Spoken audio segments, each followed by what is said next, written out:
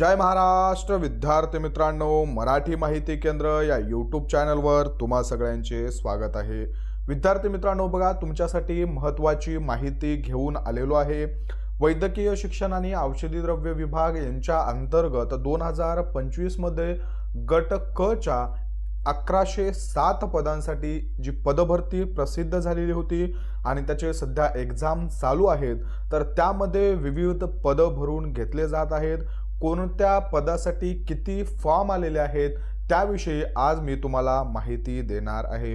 विद्यार्थी मित्रांनो, कोणत्या पदासाठी किती फॉर्म आलेले आहेत, कशा पद्धतीने क्रायटेरिया आहे, स्कोप किती असणार आहे, कॉम्पिटिशन किती असू शकतं, त्या अनुषंगाने तुमचा कट ऑफ किती लागू शकतो या संदर्भात आपण पूर्ण व्हिडिओमध्ये चर्चा करणार आहोत। विद्यार्थी मित्रांनो, त्याआधी बघा आज जे पेपर होते त्यांच्या संदर्भात जे काही नोटिफिकेशन प्रसिद्ध करण्यात आलेलं होतं, बऱ्याच विद्यार्थ्यांचं कन्फ्युजन आहे। 25 तारखेला जे शिफ्ट होत्या अनुक्रमे पहिली, दुसरी आणि तिसरी या तिन्ही शिफ्ट आणि 26 तारखेच्या सुद्धा तिन्ही शिफ्ट अशा या दोन्ही दिवसाच्या प्रत्येक शिफ्टमधील पूर्ण महाराष्ट्रातील जिल्ह्यांसाठी जी पदभरती होती ते पावसामुळे पुढे ढकलण्यात आलेली आहे।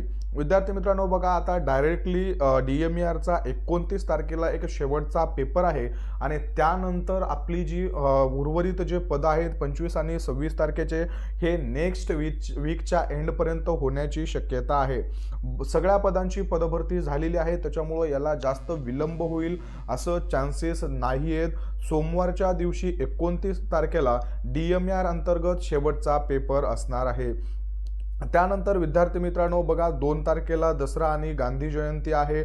मे बी त्याआधी किंवा त्याच्यानंतर लगेचच पुढच्या वीकच्या एंडपर्यंत तुमचे जे नवीन वेळापत्रक आहे हे वेळापत्रक प्रसिद्ध होईल। त्याच्यासाठी तुमचे नवीन हॉल तिकीट येतील आणि तुमची लगेच एक्झाम जी आहे ती कंडक्ट केल्या जाईल। त्यामुळे ज्या विद्यार्थी मित्रांचे पेपर पोस्टपोन झालेले आहेत त्यांनी तुम्हाला रिवाइज करण्यासाठी जवळपास 8 दिवस वेळ आहे। त्यामुळे तुम्ही तुमचं जे काही अभ्यास आहे तो एक वेळेस रिव्हिजन करून घ्या।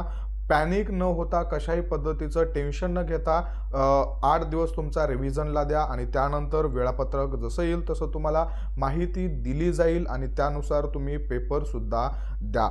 आता बघा सगळ्यात महत्त्वाचं, त्या पदांसाठी जितके काही संवर्ग आहेत त्या संवर्गातील कोणत्या पदांसाठी किती फॉर्म आलेले आहेत याविषयी आपण माहिती आजच्या या व्हिडिओद्वारे पाहणार आहोत।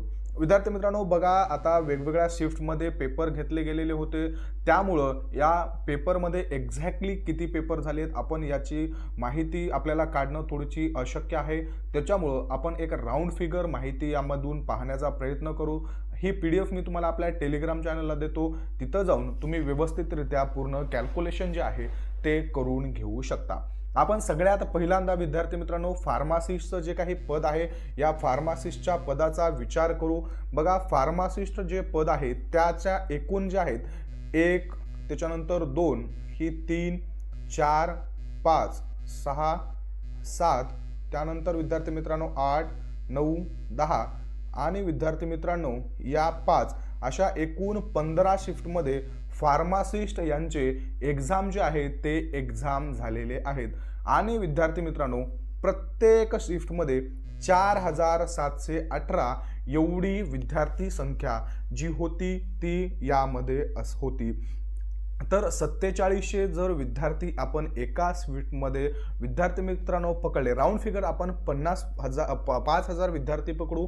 5000 विद्यार्थी जर म्हणलं विद्यार्थी मित्रांनो तर जवळपास 75,000 असं टोटल आणि वरचे 300 आपण 15 शिफ्टमधून जर काढले तर ते 1,500 जर काढून टाकले त्यातून तर ऑलमोस्ट 73 ते 74 हजार फॉर्म जे आहेत ते फार्मासिस्ट या पदांसाठी आलेले होते।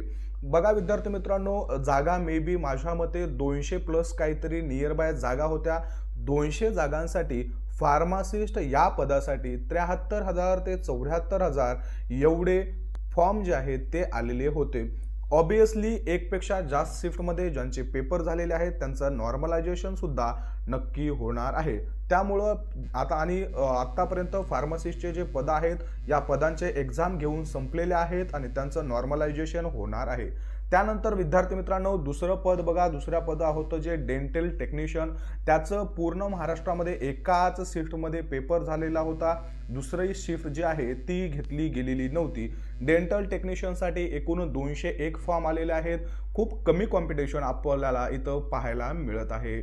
त्यानंतर बघा ECG टेक्निशियनसाठी सुद्धा एकच शिफ्ट जी आहे ती कंडक्ट केली गेलेली होती आणि त्यामध्ये सुद्धा फक्त 226 फॉर्म जे आहेत ते आपल्याला आलेले दिसून येत आहेत. त्यानंतर बघा विद्यार्थी मित्रांनो एक्सरे असिस्टंट आहे.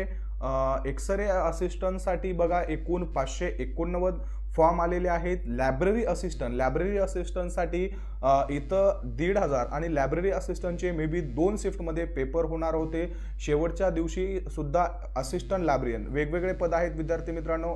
मे बी लायब्ररी असिस्टंट आणि असिस्टंट लायब्ररी हे वेगळे पद आहेत may be.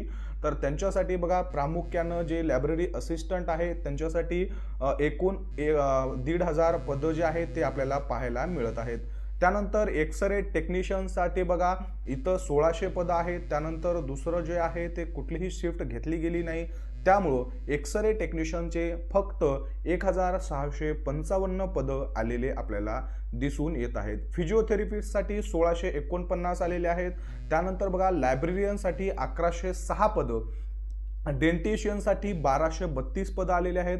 High grade stenographer यांच्यासाठी सुद्धा 1,582 पदं दिसून येत आहेत. त्यानंतर बघा कॅटलॉगरसाठी 1,842 फॉर्म आलेले आपल्याला इथं दिसून येत आहेत. विद्यार्थी मित्रांनो वरती माझ्या चुकून पदं म्हणण्यात आलेलं आहे वाटतं, तर ते फॉर्म आहेत तेवढं ॲडजस्ट करून घ्या. त्यानंतर बघा ड्रायव्हर पदांसाठी एकच शिफ्ट होणार आहे, त्याची पेपर जे आहे तो पोस्टपोन केलेला आहे. ड्रायव्हरसाठी एकूण 6,665 एवढे फॉर्म आपल्याला पडलेले दिसून येत आहेत. त्यानंतर बघा महत्त्वाचे पद आहेत लॅब असिस्टंट याचा एकच शिफ्टमध्ये पेपर होणार आहे आणि त्यासाठी प्रामुख्याने 5,578 एवढे फॉर्म आपल्याला दिसून येत आहेत. त्यानंतर बघा विद्यार्थी मित्रांनो लॅब टेक्निशियनचे सुद्धा आपल्याला याच्यामध्ये पदं दिसून येत आहेत. लॅब टेक्निशियनसाठी 2 शिफ्ट आहेत, प्रामुख्यानं इथं एक आणि विद्यार्थी मित्रांनो 29 तारखेला सुद्धा एक शिफ्ट आहे. त्यामध्ये बघा इथं 5,500 आणि इथं 5,500 असे 11,000 फॉर्म जे आहे ते लॅब टेक्निशियन या पदासाठी सुद्धा आपल्याला दिसून येत आहेत. त्यानंतर सोशल सुपरिटेंडेंट मेडिकल ऑफिसरचं जे पद आहे याचे एकूण 3 शिफ्टमध्ये पेपर होणार आहेत आणि प्रत्येकी शिफ्टमध्ये विद्यार्थी मित्रांनो 4147 म्हणजेच तुम्हाला जवळपास 12,500च्या ऑलमोस्ट नियर बाय हे आपल्याला इथं पदं दिसून येत आहेत.